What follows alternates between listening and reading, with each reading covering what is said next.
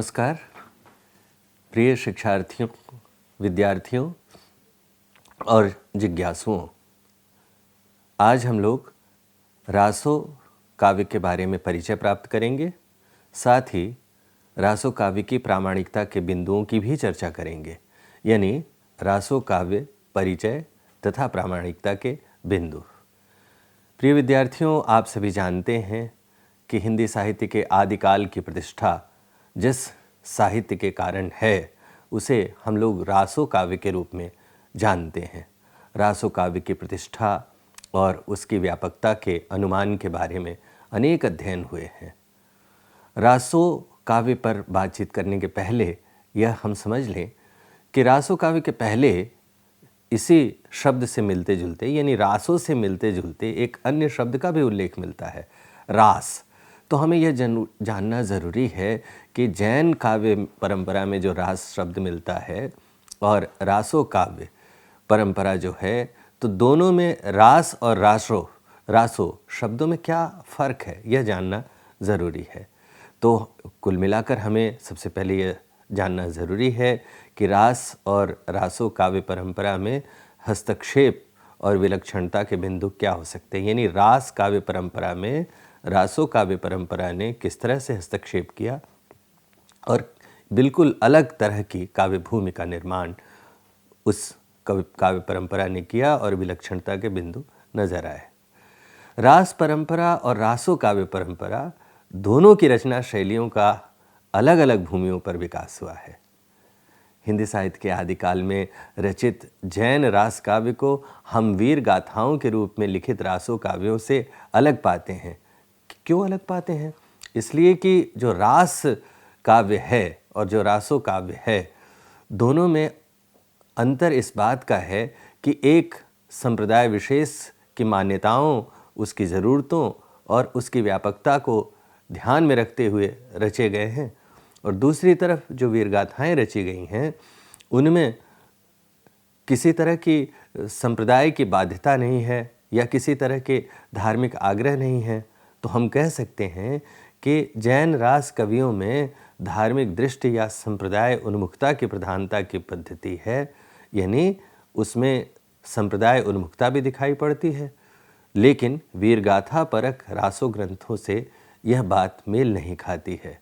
जो रासो कवि हैं उनका विषय क्या है, यह जानना ज़रूरी है। इन कवियों की विषय वस्तु तथा शैली का संबंध राजाओं के चरित्र तथा प्रशंसा से है। अब एक तरफ संप्रदाय की बातें हैं, धर्म के आग्रह हैं, दूसरी तरफ राजाओं के बारे में बातचीत है, यानी राजाओं की जो वीरता है और जो वीरता से जुड़े हुए अन्य संदर्भ हैं उनके बारे में रासो कविता बात करती है। तो यानी दोनों के भावभूमि में और विषय वस्तु में ही फर्क है। एक का विषय, रास का विषय अपने संप्रदाय से संबंधित है, दूसरी तरफ रासो का विषय उस समय के जो सम्राट थे उनकी वीरता के वर्णन है या उस वीरता से जुड़े अन्य पहलुओं का वर्णन है। अब जो ये रासो शैली की कविताएं हैं वो राजाओं के चरित्र तथा प्रशंसा से संबंधित हैं। तो जब जिस राजा की उपस्थिति रही, उस राजा ने अनेक चारण कवियों को अपने दरबार पर आश्रित रखा। तो ये जो दरबार पर आश्रित कवि थे उन्होंने राजा के चरित्र तथा प्रशंसा के बारे में अनेक बातें की। तो जब चरित्र और राजा की प्रशंसा के बारे में बातचीत इसका आधार है, तो जाहिर सी बात है कि बार बार इसके रूप परिवर्तन की ओर भी हमारा ध्यान जाता है। यानी जब जैसा राजा रहा उसने उस तरह की रचना, यानी रासो की जो रचना आई उसमें अपने समय की बातें भी जोड़ दी। कल्पना कीजिए कि कोई एक रासो काव्य है और लिखा गया है किसी समय में, लेकिन उसी परंपरा में एक दूसरे सम्राट आ जाते हैं और उस सम्राट का भी आश्रित कवि उसी रासो परंपरा में अपनी बात जोड़ता है। तो उस परंपरा में अपनी बात जोड़ते हुए पुरानी बात तो करता ही है रासो कवि, उस समय के सम्राट को भी उसमें शामिल करता है। यानी रासो काव्य को यदि हम ध्यान से देखते हैं तो यह मालूम चलता है कि उनके रचयिता जिस राजा के चरित्र का वर्णन करते थे उसके उत्तराधिकारी राजागण अपने आश्रित अन्य कवियों से उसमें अपने चरित्र भी सम्मिलित करा देते थे। अब जब हम रासो काव्य की बात करते हैं और रासो काव्य के विपुल साहित्यिक भंडार को देखते हैं, तब यह जानना ज़रूरी है कि जो आदिकाल का एक बड़ा सा कैनवास है, आपको पता है कि आदिकाल में सिद्ध साहित्य मिलता है, नाथ साहित्य मिलता है, रासो कविता मिलती है, उसी तरह जैन मत की कविताएं भी मिलती हैं। हम यह भी पाते हैं कि उस दौर में इन सभी बातों से अलग एक अलग तरह की कविता भी मिलती है, जैसे अमीर खुसरो की कविता मिलती है, विद्यापति जैसे रचनाकारों की कविता मिलती है। तो आदिकाल का कुल मिलाकर कैनवास बहुत बड़ा है और आदिकाल के इस कैनवास में जब हम विभिन्न तरह के भाषा रूपों की उपस्थिति भी देखते हैं, तो आदिकाल के कैनवास में विभिन्न भाषा रूपों के बीच जो रासो कविता लिखी गई है, उसकी उपस्थिति के विभिन्न आयामों से भी हम लोग परिचित होते हैं। तो इसके बारे में हमें अपनी समझ साफ तौर पर बनाना ज़रूरी है। रासो काव्यों की रचना आदिकाल में हुई थी, उनमें जो अंश उत्तरवर्ती राजाओं से संबंधित हैं, उनके बारे में अनेक अध्ययन हुए हैं और पाया गया है कि वे बाद में जोड़े गए हैं।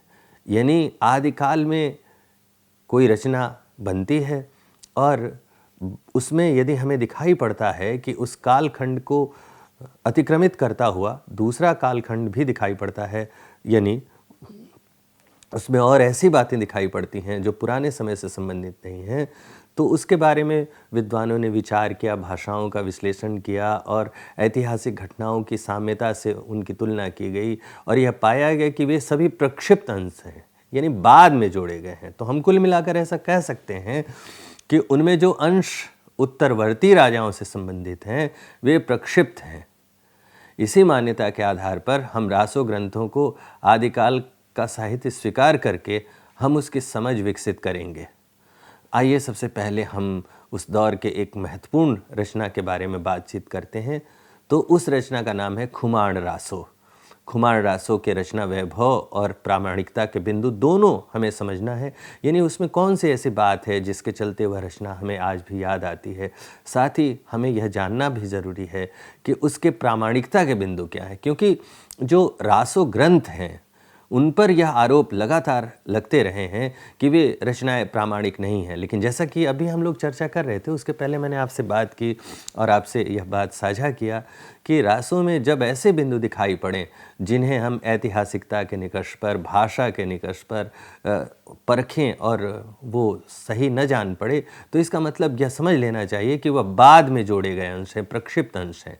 इसलिए हम किसी भी रासो काव्य की बात करेंगे तब हम इन दोनों तरह से उस पर विचार करने का प्रयास करेंगे कि उसका रचना वैभव क्या है, यानी उसकी जो भाषा है या उसमें जो कथा वस्तु है उसकी सुंदरता के कौन से आयाम हो सकते हैं। साथ ही साथ हम अत्यंत महत्वपूर्ण बिंदु जो कि हिंदी साहित्य के रासो ग्रंथों के बारे में सबसे ज़्यादा मानी खेज है, जब भी हम रासो ग्रंथों की बात करते हैं तो उस शब्द से हमारा साबका पड़ता ही है, यानी प्रामाणिकता पर बात करनी ही पड़ती है। तो रचना वैभव और प्रामाणिकता के निकष पर खुमाण रासो को देखने का हम लोग प्रयास करें। खुमाण रासो को आचार्य रामचंद्र शुक्ल ने 9वीं शताब्दी की रचना माना है, क्योंकि इसमें 9वीं सदी के चित्तौड़ नरेश खुमाण के युद्धों का वर्णन है। राजस्थान के जो वृत्त संग्रहकर्ता हैं वे सभी इसको 17वीं शताब्दी की रचना मानते हैं, क्योंकि इसमें 17वीं शताब्दी के चित्तौड़ नरेश राज सिंह तक के राजाओं का वर्णन मिलता है। तो इसी बात को आधार बना लिया आचार्य रामचंद्र शुक्ल ने उन वृत्त संग्रहकर्ताओं का, और वे इस मान्यता पर पहुँचे कि खुमाण रासो को आदिकाल की रचना मानना संदिग्ध है, जबकि वास्तविकता यह है कि इस काव्य का मूल रूप 9वीं शताब्दी में ही लिखा गया था। तत्कालीन राजाओं के सजीव वर्णन, उस समय की परिस्थितियों के यथार्थ ज्ञान तथा भाषा के आरंभिक हिंदी रूप के प्रयोग से इसी तथ्य के प्रमाण मिलते हैं।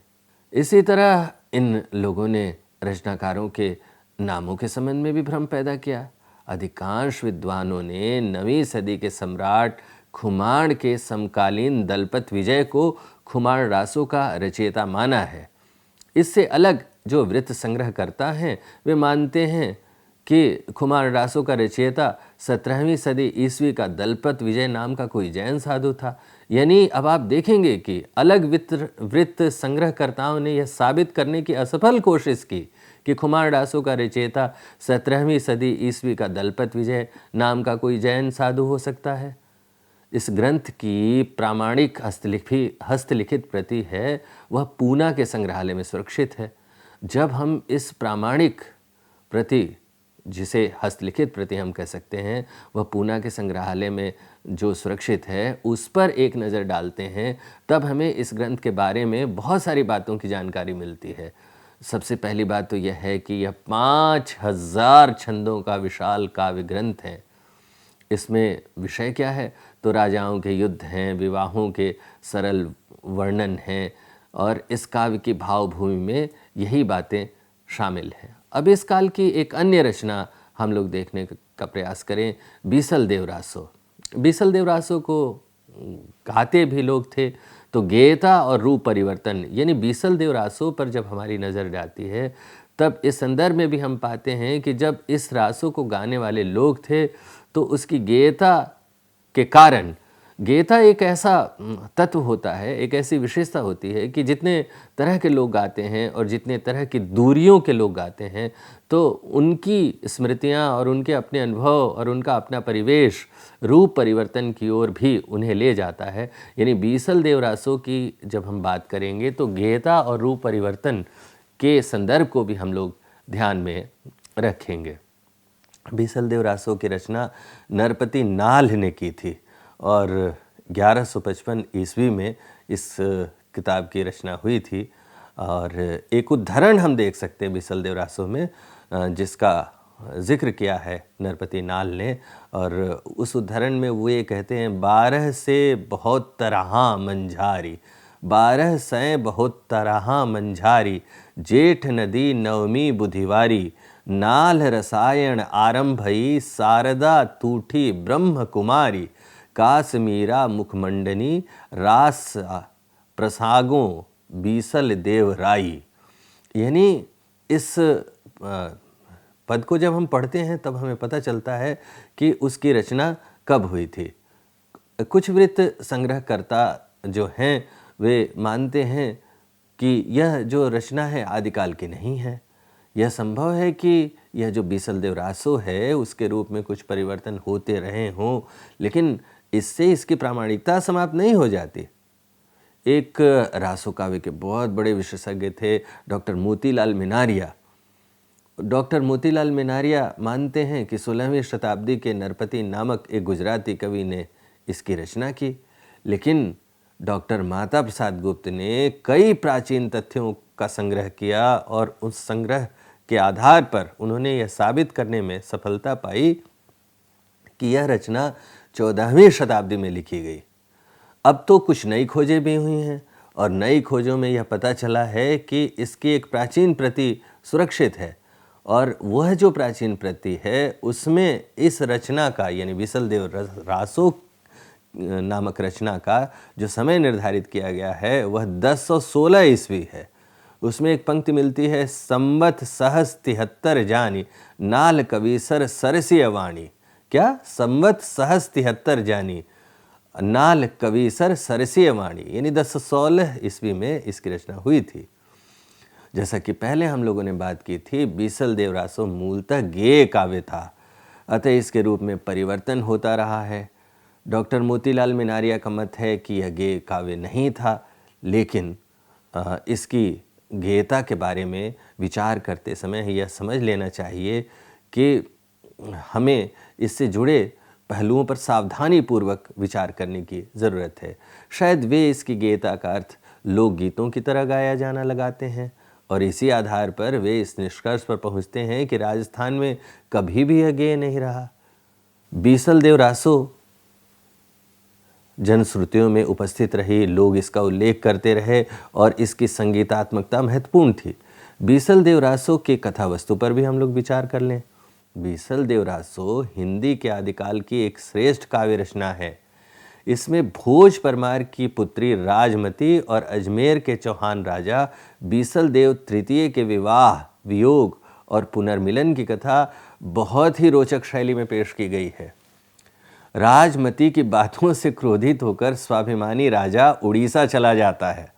12 साल तक राज्य के बाहर रहता है और इधर जो रानी है यानी राजमती उसके वियोग में दुखी रहती है। वह राजभवन की दीवारों को कोसती हुई वन में रहने की कामना करती है। दरअसल सामंती जीवन के प्रति गहरी रुचि का सजीव चित्र इस काव्य में मिलता है। संदेश रासक की तरह ही बीसलदेव रासो की भावभूमि प्रेम की निश्चल अभिव्यक्ति से भरी हुई है। मेघदूत और संदेश रासक की संदेश परंपरा भी इसमें मिलती है। यानी बीसलदेव रासो में जो प्रेम का वर्णन है, उसमें जो राजमती की उपस्थिति है, उसको जब हम देखते हैं तो कालिदास के मेघदूत की याद आ जाना स्वाभाविक है, या अब्दुल रहमान के संदेश रासक की याद आ जाना स्वाभाविक है। आइए एक अन्य रासो ग्रंथ की चर्चा हम लोग कर लें, हमीर रासो। तो हमीर रासो की बात जब हम लोग करते हैं तो उसकी चर्चा करते हुए हमें यह ध्यान देने की ज़रूरत है कि इसकी उपलब्धता के बारे में लोगों की क्या राय है। प्राकृत पेंगलम में हमीर रासो काव्य के कुछ छंद मिले थे और उन्हीं के आधार पर आचार्य रामचंद्र शुक्ल ने इसके अस्तित्व की कल्पना की थी। आचार्य जी का अनुमान था कि इसमें हमीर और अलाउद्दीन के युद्धों का वर्णन और हमीर की प्रशंसा चित्रित होगी, लेकिन पंडित राहुल सांकृत्यायन ने उन पदों को जज्जल नामक किसी कवि की रचना घोषित कर दी। आचार्य हजारी प्रसाद द्विवेदी का मानना है कि हमीर शब्द अमीर का विकृत रूप है, जो किसी पात्र का नाम ना होकर एक विशेषण के रूप में प्रयुक्त होता रहा है। शारंगधर कृत हमीर रासों का अस्तित्व संकट में पड़ा हुआ है, यानी इसके बारे में जो प्रमाण मिलते हैं उसके बारे में तरह तरह की राय है और किसी एक राय पर पहुंचना संभव नहीं है। यानी हमीर रासों के अस्तित्व पर अभी संकट है, ऐसा माना जा सकता है कि वह था भी कि नहीं था, क्योंकि अनेक तरह की राय उसके बारे में मिलती है। एक और रासों की चर्चा होती है परमाल रासों की। अब इसके लिए एक अन्य नाम का भी प्रचलन रहा है जिसे आलखंड कहा जाता है। तो हम लोग परमाल रासों या आलखंड के बारे में समझने का प्रयास करें।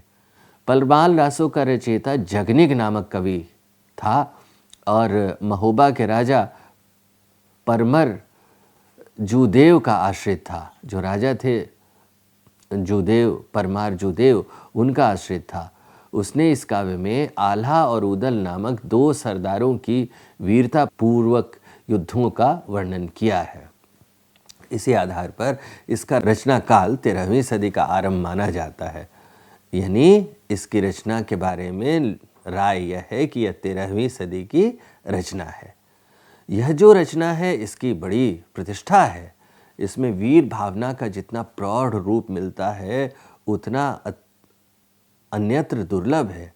आज भी जब इसके गायक संगीत के साथ इसे गाते हैं तब दुर्बलों में भी वीरतापूर्ण कार्य की स्फूर्ति आ जाती है। उत्तर प्रदेश में आलखंड के नाम से जो काव्य प्रचलित है वही परमाल रासों के मूल रूप का विकसित रूप माना जा सकता है। यानी उत्तर प्रदेश में जो आलखंड गाया जाता है वह परमाल रासों का ही एक तरह से रूप है, और या परमाल रासों ऐसा कह सकते हैं कि परमाल रासों का विकसित रूप है। और लोक में यह बड़ा मशहूर है, लोक में लोग इसे गाते हैं। हम लोक में गाए जाने के खतरे भी हैं। खतरा क्या है कि इसके मूल रूप की सुरक्षा नहीं हो सकी। इनमें अनेक अंश बाद में जोड़े गए हैं तथा अनेक अंशों में वर्णन और भाषा संबंधी बदलाव साफ तौर पर देखे जा सकते हैं। धीरे धीरे आल्हा लोकगीत की एक शैली ही बन गया, अतः आधुनिक विषयों पर भी आल लिखे जाने लगे। अब देखिए कि एक रचना इतनी प्रतिष्ठित होती है कि वह एक शैली में रूपांतरित हो जाती है और अपने समय का अतिक्रमण करती हुई वह इस दौर में पहुंचती है कि उस दौर में जो अन्य बातें कही जा रही हैं उसके लिए भी उसी शैली का चुनाव किया जाए जो कि परंपरा से प्रचलित है। यानी आल की जो परंपरा थी उसमें नए विषयों को जोड़कर आल लिखे जाने की एक नई तरह की बात शुरू हो गई। परमाल रासों के बारे में भाषाई जो उपस्थिति है उसके बारे में हम लोग थोड़ी समझ बना लें, परमाल रासों को भाषाई निकष के आधार पर हम लोग कसने का प्रयास करें। भाषा की दृष्टि से परमाल रासों काव्य का मूल्यांकन कर पाना संभव नहीं है, क्योंकि मूल रूप का कोई भी अन्य शब्द शुद्ध रूप में सुरक्षित नहीं है। उसमें अनेक प्रकार के परिवर्तन होते रहे हैं। छंद विधान की दृष्टि से इस कार्य की एक विशेष शैली है, जिसे आल्ह शैली कहना ही उचित है। आइए इसकी वर्णन शक्ति और प्रभाव उत्पादकता को एक उदाहरण से समझते हैं। अब लोक में बड़ा मशहूर है, जब भी वीरता की बात होती है तो लोग तुरंत इस पद का उल्लेख कर देते हैं। 12 बरस लें कूकर जिए, अरु 13 लें जिए सियार, बरस 18 क्षत्रिय जीवें, आगे जीवन को धिक्कार। अब कहा गया कि कुत्ते 12 बरस जीते हैं और 13 बरस सियार जीता है, 18 बरस क्षत्रिय जीता है, यानी युद्ध भूमि में संग्राम करने वाला जो क्षत्रिय है वो 18 बरस तक जीता है, और यदि 18 बरस के बाद वो जीवित रह जाता है तो उसके जीवन का धिक्कार है। यानी युद्ध के उन्माद का इस तरह से संजोया गया है इन काव्य पंक्तियों में कि माना गया है कि युद्ध किस तरह से उस काल की ज़रूरत थी, या सम्राटों ने युद्ध को उस काल की ज़रूरत में रूपांतरित कर दिया था, और हर तरफ नगाड़ों की, ढोल की और युद्ध के बुलावे की जो संगीत है उसी की उपस्थिति होती रहती थी। अब इस दौर की जो सबसे महत्वपूर्ण रचना है उसके बारे में हम लोग बातचीत कर लें। हम पृथ्वीराज रासो के बारे में बातचीत करने जा रहे हैं। प्रतिनिधि रचना है उस दौर की। आचार्य रामचंद्र शुक्ल ने लिखा है कि चंद हिंदी के प्रथम महाकवि माने जाते हैं और उनका पृथ्वीराज रासो हिंदी का प्रथम महाकाव्य है। उन्होंने इस पृथ्वीराज रासो के जो रचनाकार हैं चंद बरदाई, उनके बारे में कहते हैं कि दिल्ली नरेश पृथ्वीराज चौहान का सामंत और राजकवि थे वो चंद बरदाई। महामहोपाध्याय पंडित हरप्रसाद शास्त्री के अनुसार चंद्र बरदाई का जन्म लाहौर में हुआ था। यानी चंद बरदाई के जन्म काल के संबंध में कई धारणाएं हैं। पृथ्वीराज के अनेक संस्करण, कुल मिलाकर 4 मोटे तौर पर संस्करण हैं। पृथ्वीराज रासो के 4 संस्करण प्रसिद्ध हैं। सबसे बड़ा संस्करण हुआ है नागरी प्रचारणी सभा से, जिसका प्रकाशन हुआ है और इसकी हस्तलिखित प्रति भी मिलती है, उदयपुर के संग्रहालय में सुरक्षित है। सभा ने 1585 में लिखित प्रति के आधार पर इस ग्रंथ की रचना की और उसका संपादन कराया। इस संस्करण में 69 खंड तथा 16,306 छंद हैं। द्वितीय रूप में उपलब्ध पृथ्वीराज रासो 7,000 छंदों का काव्य माना जाता है। इसका प्रकाशन नहीं हुआ, किंतु अबोहर एवं बीकानेर में इसकी प्रतियां सुरक्षित हैं, जो 17वीं शताब्दी में लिखी गई हैं। तीसरे लघु संस्करण में 3,500 छंदों का वर्णन है और उसमें केवल 19 खंड हैं। इस संस्करण की हस्तलिखित प्रति अभी बीकानेर में सुरक्षित है। चौथा संस्करण सबसे छोटा है, जिसमें केवल 1300 छंद हैं। इसी को डॉक्टर दशरथ शर्मा आदि कुछ विद्वान मूल रासो मानते हैं। यह जो रचना है पृथ्वीराज रासो, इसके बारे में अनेक विवाद रहे हैं। कुछ लोग इस रचना को प्रामाणिक मानते हैं, कुछ लोग अप्रामाणिक मानते हैं, कुछ लोग अर्ध प्रामाणिक मानते हैं। यानी प्रामाणिकता के विभिन्न निष्कर्षों के बारे में जानना जरूरी है। हिंदी साहित्य के इतिहास में पृथ्वीराज रासो इस दृष्टि से सर्वाधिक विवादास्पद रहा है। यानी प्रामाणिकता के जो तर्क हो सकते हैं उसके आधार पर विद्वानों में कई वर्ग बन गए हैं। डॉक्टर श्याम सुंदर दास, मोहनलाल विष्णुलाल पंड्या, मिश्र बंधु, कर्नल टॉड, इस तरह के जो विद्वान हैं वे मानते हैं कि पृथ्वीराज रासो का जो संस्करण काशी नागरी प्रचारणी सभा से प्रकाशित हुआ है वही प्रामाणिक है। एक दूसरा वर्ग भी है जिसमें आचार्य रामचंद्र शुक्ल शामिल हैं, कवि राजा श्यामल दास शामिल हैं, गौरी शंकर हीराचंद ओझा को भी इसी समूह में हम शामिल कर सकते हैं। डॉक्टर बूलर हैं, मुंशी देव प्रसाद हैं। इन विद्वानों का मानना है कि रासो सर्वथा अप्रामाणिक ग्रंथ है। लेकिन आश्चर्य की बात है कि सर्वथा अप्रामाणिक मानते हुए भी शुक्ल जी अपने इतिहास में इस रचना को शामिल करते हैं और आदिकाल के अंतर्गत इसको स्थान देते हैं। तीसरे वर्ग के विद्वान हैं मुनिजिन विजय, डॉक्टर सुनीति कुमार चटर्जी, डॉक्टर हजैर प्रसाद द्विवेदी। इन विद्वानों का यह मानना है कि पृथ्वीराज चौहान के दरबारी कवि चंद बरदाई ने पृथ्वीराज रासो लिखा था, किंतु उसका मूल रूप आजकल उपलब्ध नहीं है। चौथा मत नरोत्तम दास स्वामी का है। उन्होंने सबसे अलग यह बात कही है कि चंद बरदाई ने पृथ्वीराज के दरबार में रहकर मुक्तक रूप में पृथ्वीराज रासो की रचना की। अप्रामाणिकता के दावों पर एक नज़र डाल लें। जो लोग रासो को अप्रामाणिक रचना मानते हैं उनके तर्क इस प्रकार हैं। रासो में कई ऐसी घटनाएं और नाम इतिहास से मेल नहीं खाते हैं। इसमें परमार, चालुक्य और चौहान क्षत्रियों को अग्निवंशी माना गया है, जबकि वे सूर्यवंशी हैं।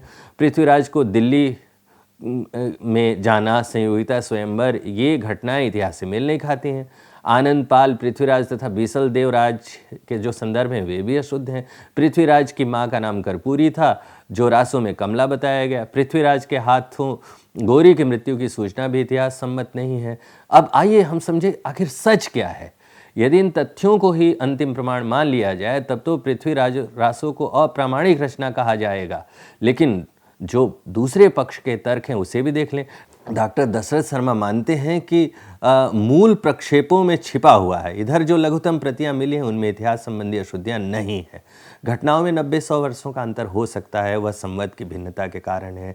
अजय प्रसाद द्विवेदी भी मानते हैं कि पृथ्वीराज रासो में 12वीं शताब्दी की भाषा दिखाई पड़ती है।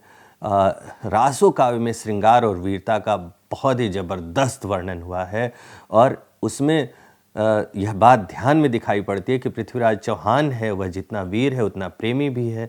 कवि एक और युद्धों का वर्णन करता है, पराक्रम का वर्णन करता है, दूसरी तरफ सौंदर्य और प्रेम के प्रति भी उसकी आसक्ति। यानी कुल मिलाकर इस काल में जो रचनाएं मिलती हैं उनकी चर्चा इसलिए ज़रूरी है कि वे एक विशिष्ट तरह की काव्य परंपराएं हैं और उन काव्य परंपराओं में ऐतिहासिकता के दावे किए जा सकते हैं और ऐतिहासिकता के निकष पर भी उनको परखा जा सकता है, लेकिन उसकी जो उपस्थिति है, उसकी काव्य भूमि हमारे काम की चीज़ है और हिंदी साहित्य के इतिहास के एक महत्वपूर्ण पक्ष के रूप में हम याद कर सकते हैं। धन्यवाद।